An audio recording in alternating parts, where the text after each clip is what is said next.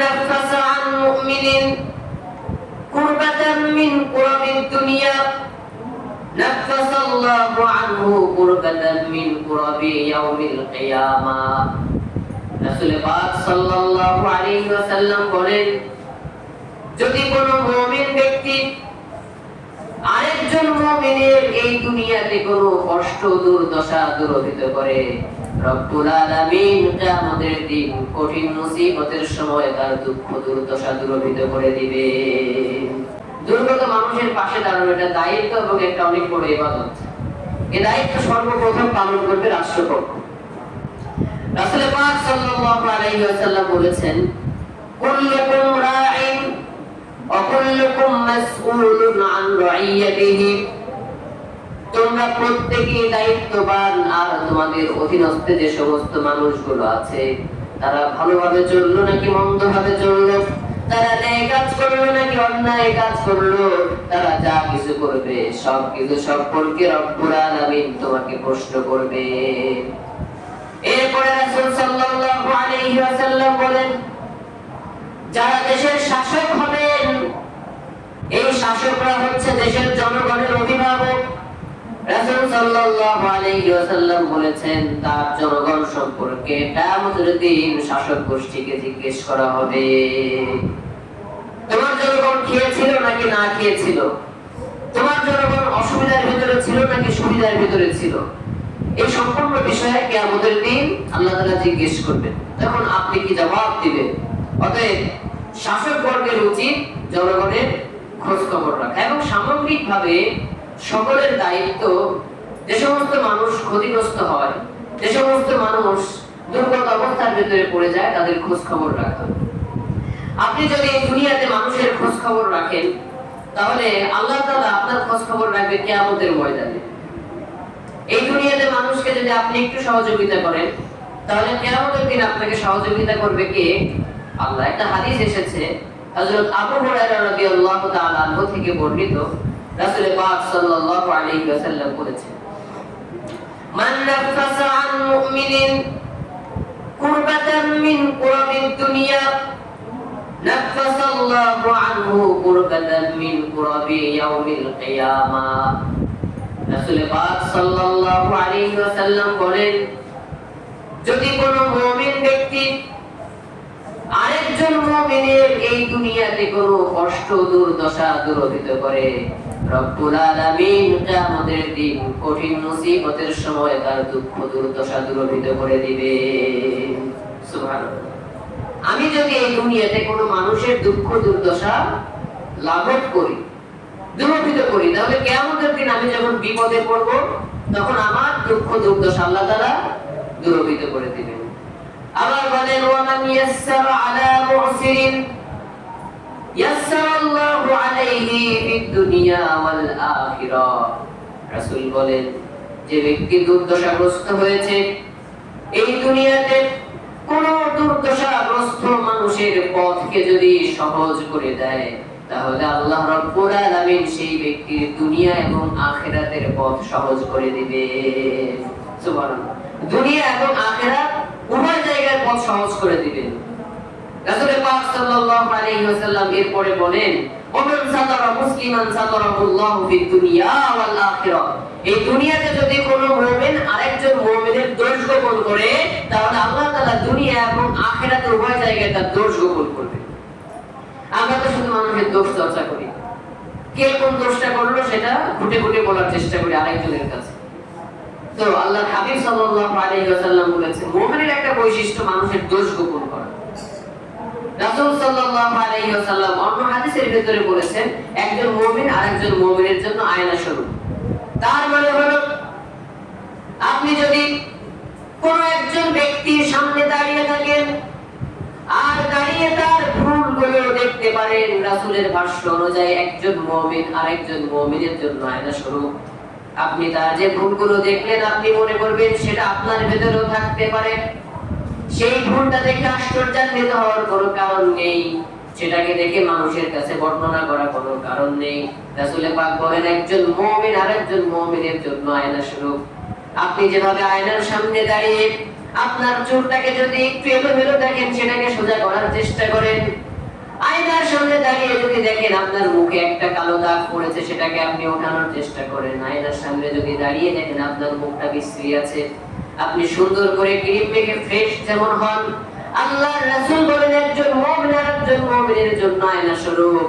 যদি সে তার সামনে দাঁড়িয়ে কোনো অন্যায় দেখতে পারে, ভুল কাজ দেখতে পারে, আয়নার সামনে দাঁড়িয়ে যেভাবে সে নিজেকে পরিপাটি করবে, নিজেকে সংশোধন করবে, সে যখন তার মুমিন ভাইকে দেখবে সে মনে করবে আয়নার সামনে দাঁড়িয়ে আছে, ভুলটা তার আরেক ভাইয়ের নয়, তার নিজের ভুল। আয়নার সামনে দাঁড়িয়ে যেমন সে নিজেকে সংশোধন করে, সেই মুমিন ব্যক্তির সামনে দাঁড়িয়ে তার দোষ গুণগুলো মানুষের কাছে বলবে না, বরঞ্চ তাকে সংশোধনের চেষ্টা করবে।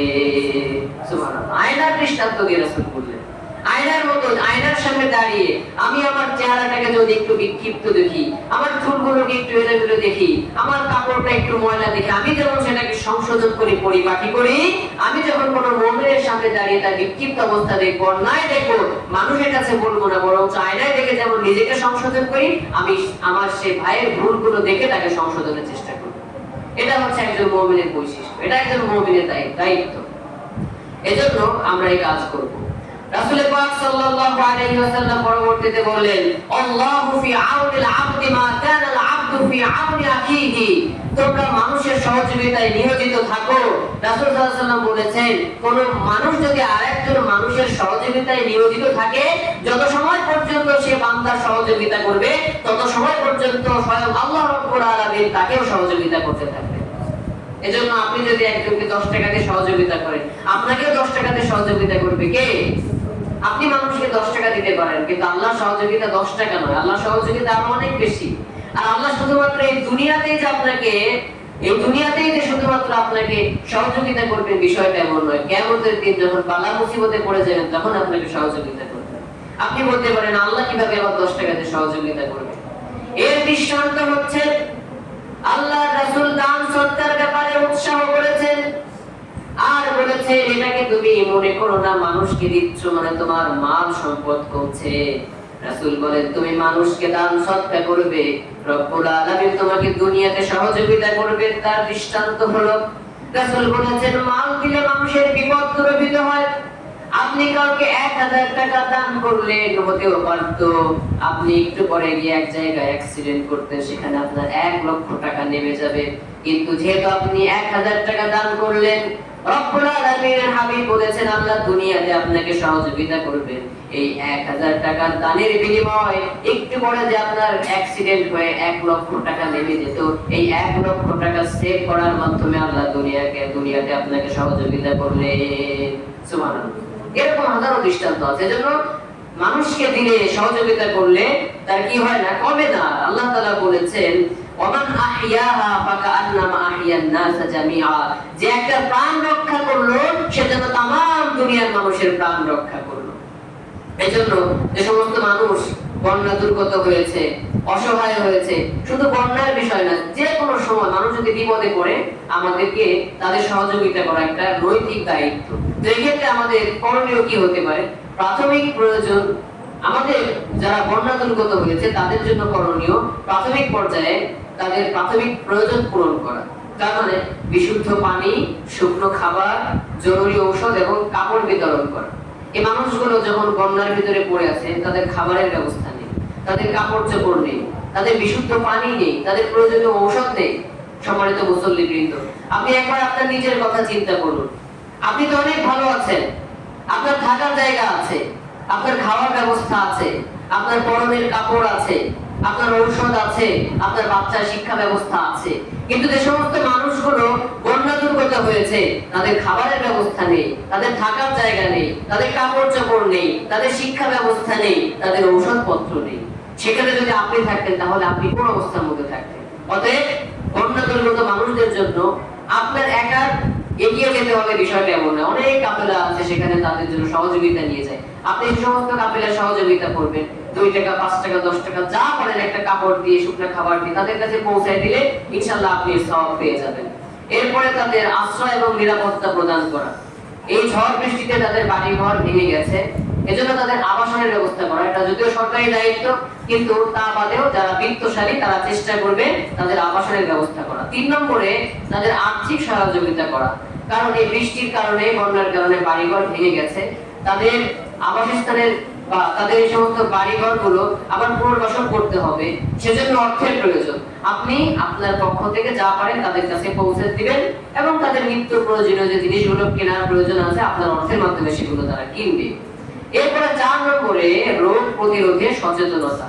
বন্যা যখন চলে যায় তখন বিপদ দূর হয়ে যায় না, বরঞ্চ একটা অঞ্চল যখন বন্যা কবলিত হয়, বন্যা চলে যাওয়ার পরে সেই অঞ্চলে ডায়রিয়া এবং বিভিন্ন রকমের পানিবাহিত রোগ ছড়িয়ে থাকতে পারে, বিভিন্ন ধরনের কলেরা এবং বিভিন্ন ধরনের মহামারী সেখানে আক্রমণ করতে পারে। অতএব এই ধরনের ডায়রিয়া মহামারী থেকে তারা যেন সেফ থাকতে পারে, আগে থেকেই প্রস্তুতি গ্রহণ করা এটা সকলের দায়িত্ব। সর্বোপরি যে সমস্ত মানুষ ক্ষতিগ্রস্ত হয়েছে তাদের জন্য দোয়া করা, আল্লাহ আপনি তাদেরকে রক্ষা করেন। হাদিস শরীফে এসেছে, যদি কোনো মুমিন কোনো মানুষ আরেকজন মানুষের জন্য দোয়া করে, ফেরেশতারাও তার জন্য অনুরূপ দোয়া করতে থাকে। আপনি যদি কারো কল্যাণের দোয়া করেন তাহলে ফেরেশতারাও আপনার কল্যাণের দোয়া করবে। এজন্য আজকে যে আলোচনা করলাম, আমরা আমাদের অবস্থান থেকে সর্বোচ্চ সহযোগিতা করব। বিভিন্ন জায়গায় অনেক সদস্য আছে অথবা অনেক ত্রাণ সংস্থা আছে, তারা সেখানে তাদের কাছে খাবার পৌঁছে দিচ্ছে, তাদের আবাসস্থানের ব্যবস্থা করে দিচ্ছে। আমরা তাদের সঙ্গে অংশগ্রহণ করে আমরা অসহায় মানুষদের সহযোগিতা করব। আল্লাহ তাআলা আমাদেরকে তৌফিক দান করুন।